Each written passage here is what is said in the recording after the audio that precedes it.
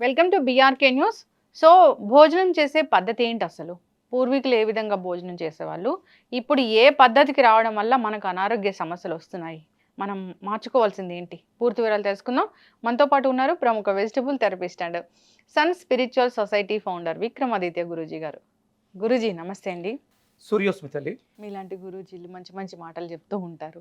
అంటే నీళ్లు తాగే పద్ధతి ఇది, భోజనం చేసే పద్ధతి ఇది, నిద్ర ఈ టైంకి నిద్రపోండి ఇట్లాగా. అంటే మా లైఫ్ స్టైల్ ఎలా ఉండాలనేది చెప్తూ ఉంటారు. అప్పుడు ఎలా ఉండేది? మీరు ఎలా మారారు? ఎటువంటి అనారోగ్య సమస్యలు వస్తున్నాయని. అయితే భోజనం చేయడానికి ఒక పద్ధతి ఉంది. ఆ పద్ధతి ప్రకారమే మీరు భోజనం చేయాలి. లేదంటే అనారోగ్య సమస్యలు వస్తాయి. అసలు ఏంటి గురువుగారు? అనుదిన ధర్మాలు.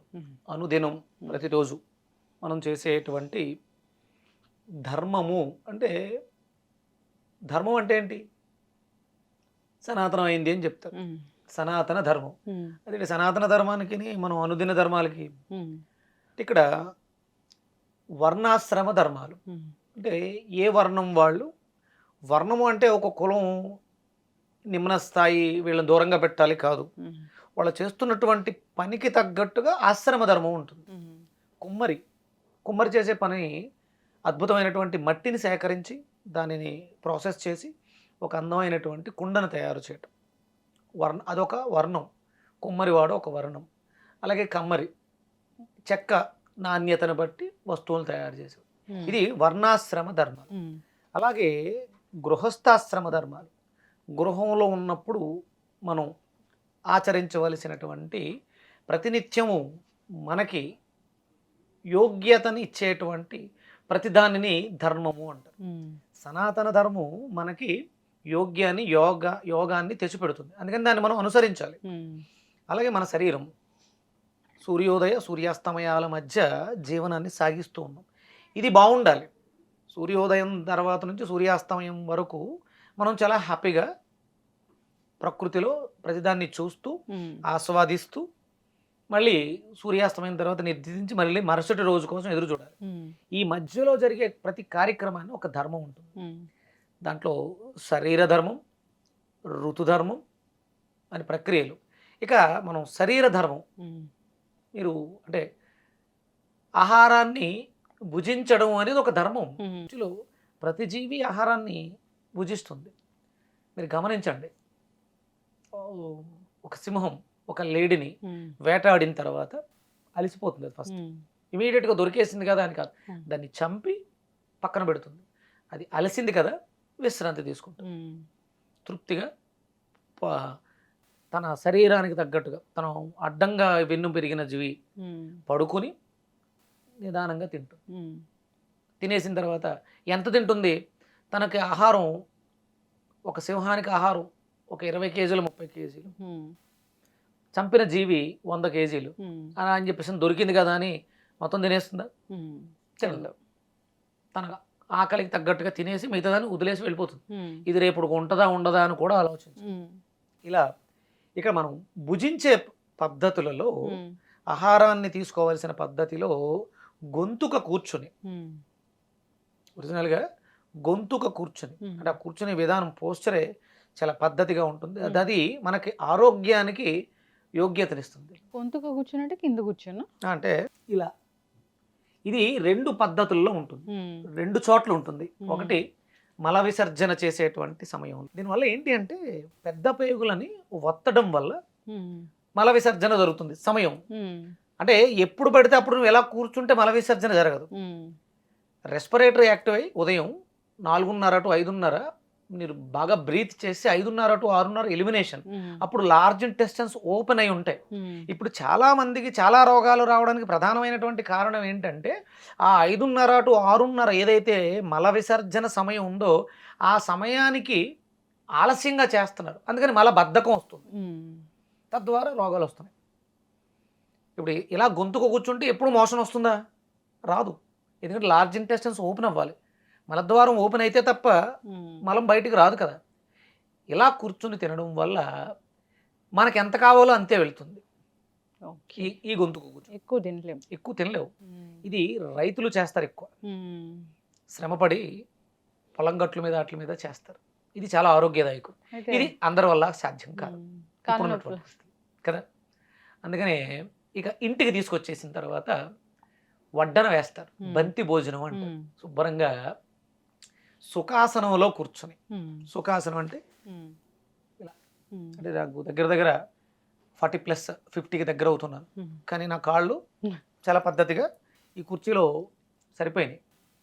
ఇలా సుఖాసనం కూర్చుని మన ఎదురుగుండా, అంటే ఈ ఆసనం ఒక చెక్క పీట మీద ఉండాలి, మన ఎదురుగుండా ఒక 4 కోళ్ళ పీట కూడా పెట్టుకోవచ్చు, అంటే వంగలేని వాళ్ళు. మామూలుగా అయితే కింద విస్తరి వేస్తారు, అరిటాకు వేస్తారు, దాన్ని శుభ్రంగా మనం అంటే ఇలా ముద్ద నోట్లో పెట్టుకున్నాం, ఇలా లేచి దాన్ని ఆస్వాదిస్తూ తినాలి. ఏదమ్మా, ముద్దని కలిపి పెట్టుకున్నాం, మళ్ళీ దాన్ని బాగా నమలాలి. ఈలోపు ఈ చెయ్య ఇంకేం చేయకూడదు, ఈ కళ్ళు ఇంకేమీ చూడకూడదు, తింటున్న దాన్ని అబ్జర్వ్ చేయాలి. దాంట్లో ఎన్ని రుచులు ఉంటాయి? 6 రుచులు ఉంటాయి. మనం వండుకునేటువంటి కూరకు సంబంధించినటువంటి వంకాయ అయితే ఒక కొంచెం వగరు, అలాగే అందులో వేసినటువంటి ఉప్పు, మిరియాల తాలూకు ఘాటు, ఇవన్నీ కూడా మనం ఆస్వాదిస్తూ బాగా నమిలి తినాలి. ముందు ఫస్ట్ కూర్చునే పద్ధతిలో ఆసనం సుఖాసనం అయి ఉండాలి. ఇప్పుడు మన పరిస్థితి ఎలా ఉందంటే నిలబడి తినేయడం, లేదా కాళ్ళు వేలాడేసుకుని తినేయడం. డైనింగ్ టేబుల్ మనకి ఆరోగ్య సూత్రాలు చెప్పినట్లు వాగ్భటుడి యొక్క శిష్యుడు రాజీవ్ దీక్షిత్ గారు అన్నాన్ని ఎలా తినాలో చాలా అద్భుతంగా చెప్పాడమ్మా మహానుభావుడు. ఆయన చాలా యుద్ధం చేశాడు. భారతదేశం రాబోతున్న రోజుల్లో డయాబెటిక్ కంట్రీ అయిపోతుంది అని ముందే చెప్పి, దీనికి కారణం మనం తీసుకుంటున్నటువంటి ఆహారం, భుజించే విధానంలో లోపం ఉంది, దాన్ని మార్చాలి. డైనింగ్ టేబుల్ తీసి అవతల వాడేయండి అన్నాడు. కానీ ఆయన పాపం డైనింగ్ టేబులే తీసి అవతల పాడేయమంటే మన వాళ్ళందరూ డైనింగ్ టేబుల్ తీసి అవతల పాడేసి నిలబడి భోజనం చేయడం, బఫే భోజనం పెట్టారు. ఇది ఇంకా దారుణం. లిమిట్ లేదమ్మా, తెలీదు మీకు. నిలబడి తింటే ఎంత తింటున్నారో లిమిట్ తెలియదు. దీనికి అన్నాన్ని భుజించడానికి నీకు అవకాశం లేదు, తింటామని నష్టమే లేదు. కాదు గురూజీ, పెద్ద పెద్ద ఫంక్షన్స్ లో కూడా అలాగే బఫెట్ సిస్టమే ఉంటుంది. ఇది అలవాటు అయిపోతుందమ్మా. భోజనాలు పెట్టే పద్ధతి నేల మీద కూర్చొని. ఇప్పుడు అదంతా లేదు. పోనీ అది కాకపోయినా నార్మల్గా చైర్లో కూర్చొని భోజనం కూడా లేదు, బఫెట్ సిస్టమే. ఆ ప్లేట్ పట్టుకోవాలి, మనకి నచ్చినవి అన్నీ తీసుకొని తినాలి. దీనికి మన చాగంటి కోటేశ్వరరావు గారు ఒక చిన్న కామెంట్ చేశారు.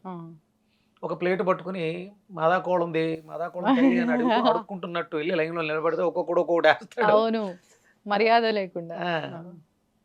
ఇది అసలు మంచి పద్ధతి. పెట్టేవాళ్ళకి మంచిది కాదు, ఇలా పెట్టేవాళ్ళకి మంచిది కాదు.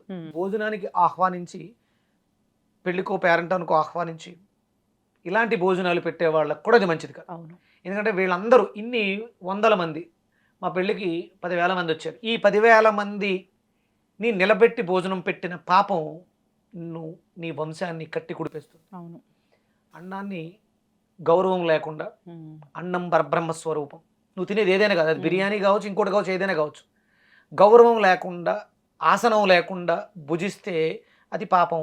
అబ్బాయి నేను ఎవరికి అన్యాయం చేయలేదు, ఎవరికి ద్రోహం చేయలేదు, ఏ పాపం చేయలేదు, నాకు ఎందుకు ఈ రోగాలంటే ఇది కూడా ఒక పాపమే, ఇది కూడా ఒక దోషమే. ఇలాంటివి చేయకూడదు, ఇలాంటి వాటిని ఎంకరేజ్ చేయకూడదు. అన్నం తినే పద్ధతి ఏది అంటే పూర్వీకులు ఎలాంటి పద్ధతి పాటించారు అంటే గొంతుగా కూర్చొని తినడమా. సో చాలా మందికి అది సాధ్యం కాదు కాబట్టి కింద కూర్చొనైనా భోజనం చేసే అలవాటు చేసుకోవాలి. సో అది కుదరలేదు, ఇప్పుడు నేను సోఫాలోనే కాళ్ళు కిందకి లేవు, ఇక్కడ కూడా కాళ్ళు దగ్గర పెట్టుకో, ఇది కుదరలేదు, కనీసం ఒక కాలు అయినా మడిచి అర్ధ సుఖాసనం. ఇది 2 కాళ్ళు మాత్రం ఎలాడే తీసుకుని కూర్చోవడం అనేది ఆరోగ్యానికి మంచిది కాదు. ఈ బెండింగు, ఎలాస్టిసిటీ అనేది ఉండడం వల్ల మన శరీరానికి ఎంత అవసరమో అంత ఆహారం మాత్రమే లోపలికి వెళ్తుంది, తద్వారా ఆరోగ్యం చేకూరుతుంది. ఏదో తినాలి మనం అంటే బ్రతకటం కోసం తినాలి, తినడం కోసం బ్రతకొద్దు. దయచేసి దాన్ని అర్థం చేసుకోండి. అన్నాన్ని గౌరవించండి. అన్నం పరబ్రహ్మ స్వరూపం, లోపల నీకు జీవానికి కారణం అవుతుంది కాబట్టి దానికి రెస్పెక్ట్ ఇవ్వాలి. చక్కగా చెప్పారు గురూజీ. సో అందరూ ఫాలో అవ్వాలని కోరుకున్నాము. వాళ్ళ శరీర సహకరించే విధానాన్ని బట్టి ఆ విధంగా కూర్చొని భోజనం చేయాలని కోరుకుందాం. చాలా చక్కటి ఇన్ఫర్మేషన్ అండి, ధన్యవాదాలు. సూర్యోస్మితలు.